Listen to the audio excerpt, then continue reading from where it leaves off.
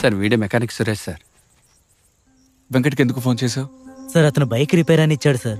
ఇంకా డబ్బులు ఇవ్వలేదు, అది అడుగుదామనే సార్. దానికోసం తెల్లవారుజామున 4 గంటలకు ఫోన్ చేస్తావా? సార్ తెల్లవారుజామున 5 గంటలకు మా అమ్మ నాన్న గుడికి వెళ్ళాలి సార్. వాళ్ళ దగ్గర అసలు డబ్బులే లేవు సార్. వెంకట్ ముందు రోజు రాత్రే ఇస్తా అన్నాడు, అందుకే ఫోన్ చేశాను సార్.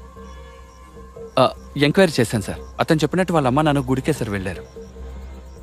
సరే వెళ్ళండి. సరే సార్. వెంకట్ గురించి ఏదైనా లీడ్ దొరికిందా? లేదు సార్, ఇంకా తన నెంబరు స్విచ్ ఆఫ్లోనే ఉంది.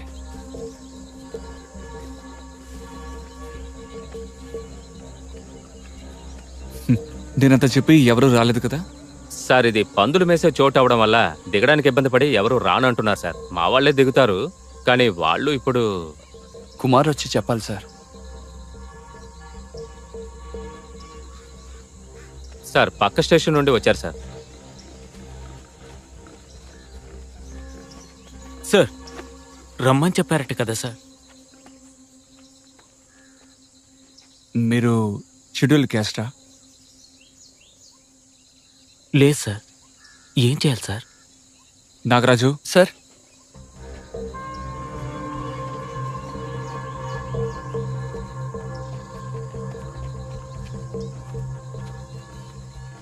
వాసన్, ఇక్కడున్న వాళ్ళు సరిపోరు. నేను కుమార్ని కలవాలి. సార్ వాడిని పిలిస్తే రాడు సార్. అంతేకాకుండా వాడు ఎక్కడున్నాడో తెలియదు సార్. లక్ష్మి వాళ్ళ అక్కకి నేను చెప్పానని చెప్పండి. అలాగే సార్.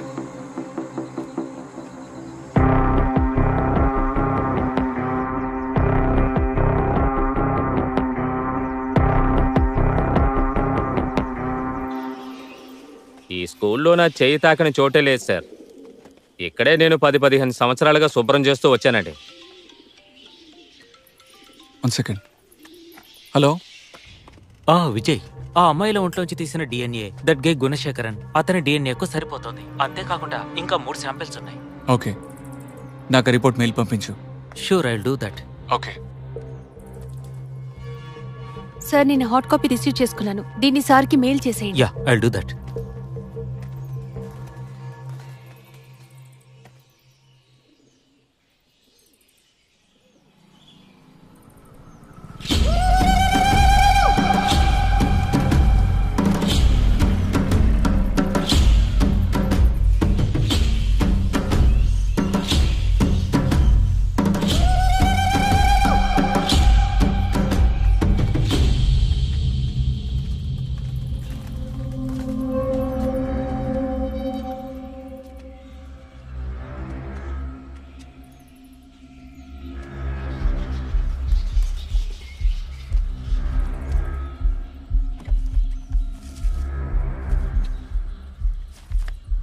అంటరానితనం చెప్పలేనంత పాపం. అంటరానితనం పెద్ద నేరం. అంటరానితనం మనిషిని మృగంలా మార్చేస్తుంది. ఇలాంటి విషయాలు నేర్పించారు కాబట్టే పాఠశాల ఎలా కూలిపోయింది. ఏంటి సార్?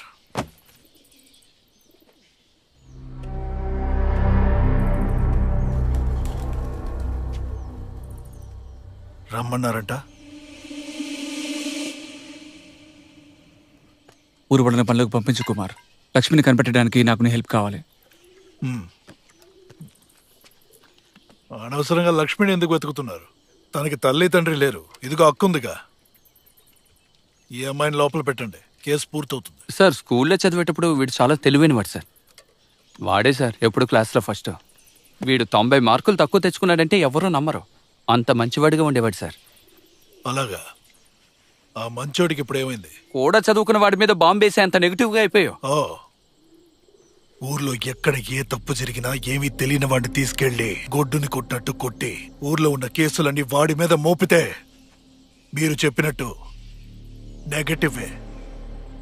నెప్పితో అరిచినా కూడా అరుస్తున్నావు ఎందుకని అడుగుతారు తప్ప కొట్టేవాడిని ఎందుకు కొడుతున్నావు అడగడానికి ఒక్కళ్ళేడు. దానికేగా కుమార్ జాతికి ఒక పార్టీ పుట్టింది. నేను అలాంటి విషయాలన్నీ నమ్మాను సార్. మా కష్టాలు తీర్చడానికే పార్టీ అనుకున్నాను, కానీ మేము కష్టపడుతున్నాం కాబట్టే పార్టీ నడుస్తోందని తర్వాతే తెలుసుకున్నాను. మా లాంటి వాళ్ళని తొక్కేయడం గొప్ప అధికారం అనుకుంటున్నారు. దాన్నే మా వాళ్ళు రాజకీయంగా చూస్తున్నారు. మాలో నుంచి పైకొచ్చిన ఎంతో మంది మమ్మల్ని తొక్కేసే పాదాలకి చెప్పుగా మారి మమ్మల్ని తొక్కడం మొదలుపెట్టారు. తమ్ముడు, నిన్నెవరూ పోరాటం చేయొద్దని చెప్పలేదు. పోరాటం చేయడానికి శాంతియుత మార్గాలు చాలా ఉన్నాయని చెబుతున్నాం. ఏంటి నిరాహార దీక్ష చెయ్యాలా? చెప్పండి. 2000 సంవత్సరాలుగా మా ఆకలి తెలియని వాళ్ళకి మా నిరాహార దీక్ష ఎందుకు అర్థమవుతుందా? రే ఊరికే 2000 సంవత్సరాలంటూ అదే కదా చెప్పకు. చివరి 50-60 సంవత్సరాలు ఎంతలా మారింది అవన్నీ నీ కంటికి కనపడవా సార్? మా నాన్నగారు హెడ్ మాస్టర్గా పనిచేసే అదే చోట వీళ్ళ నాన్నగారు ఊర్చే పనిచేసేవారు. ఇప్పుడు మేమిద్దరం ఒకే లెవెల్లో పనిచేస్తున్నాం సార్, సమానంగా. ఇదంతా నీ కంటికి ఎందుకు కనపడటం లేదు? కుమారు, బాధ అన్నది అన్ని జాతుల్లోనూ ఉంది. అన్ని జాతుల్లోనూ బాధ ఉంది, కానీ జాతి వల్ల మాత్రమే కలిగే బాధ అది మాకే తెలుసు. మాలో నుండి ఒక అమ్మాయి గవర్నమెంట్ స్కూల్కి వంట చేయడానికి వెళ్ళింది. మరుసటి రోజే తరివేశారు. తను వంట చేసిన ఏకైక కారణం వల్ల 150 మంది తినాల్సిన భోజనాన్ని చెత్త కుప్పలో వేశారు. దాన్ని వ్యతిరేకించిన కుర్రాలని కర్రలతో చితకబాదారు. ఏది ఇంకో కులం కుర్రాలని అలా కొట్టమన్నాడు చూద్దాం.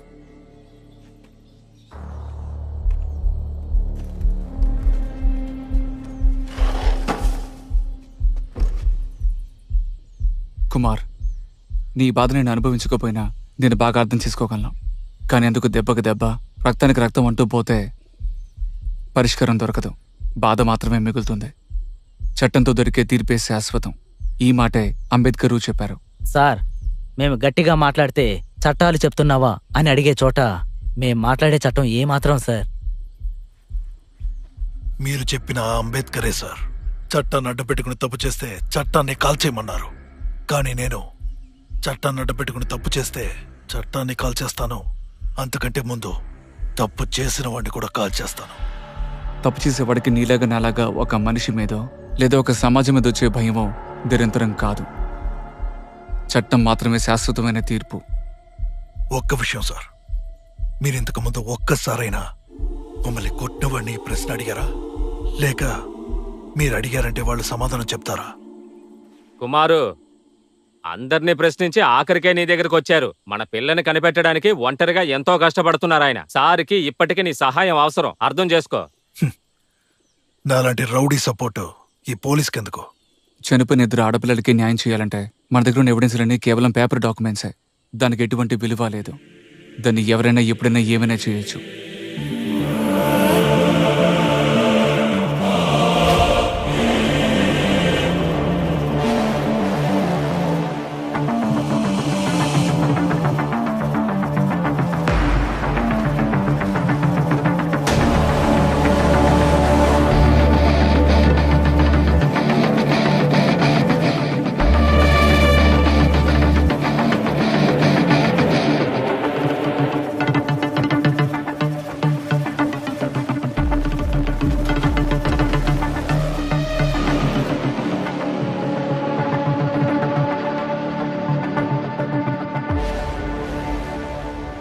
బండి రెడీ చేసి ఉంచు. నాగరాజు, సార్. గుణశేఖర్ని అరెస్ట్ చేయడానికి టీం రెడీయా? Sir ready sir. సార్ అడుగుతున్నానని తప్పుగా అనుకోకండి. కేసు సిబిఐకి ఇవ్వబోతున్నారని మాట్లాడుకుంటున్నారు కదా, మనమెందుకు గుణశేఖర్ని అరెస్ట్ చేయాలి? ఎవరు చెప్పారు? స్టేషన్లో rumour sir. Shankar, as well wisher ఒక విషయం చెప్పనా? రూమర్స్ని స్ప్రెడ్ చేయడం కంటే నమ్మడమే చాలా డేంజర్. నమ్మకండే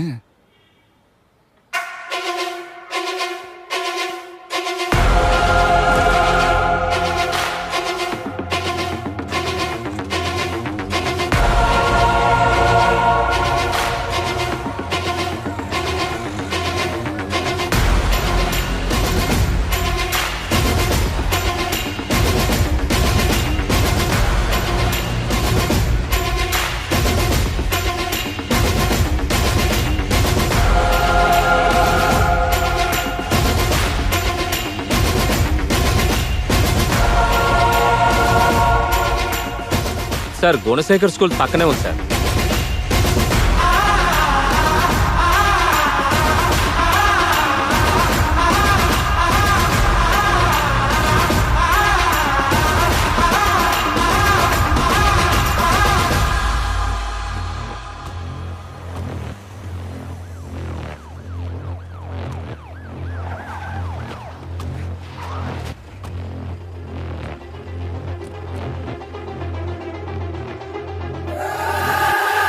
సార్, ఆ రోజు దూరాన పసుపు రంగు బస్సు ఒకటి వెళ్ళింది సార్.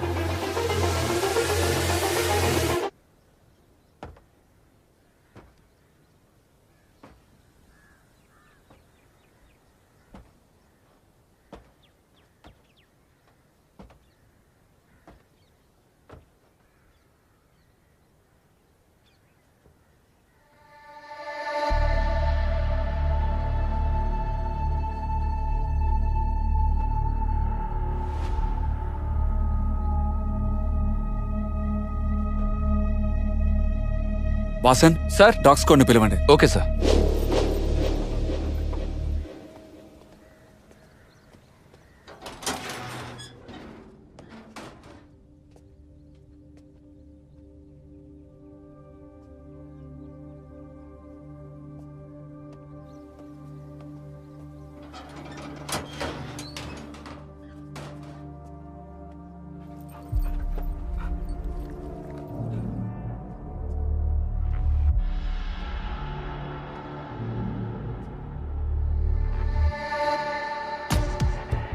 దీన్ని తెరవండి. సార్ ఇది గోడౌన్ సార్, ఇందులో చెత్త మాత్రమే ఉంటుంది. పర్వాలేదు, తెరవండి. సార్ దీనికి నా దగ్గర లేదు, ఓనర్ దగ్గర ఉంది సార్.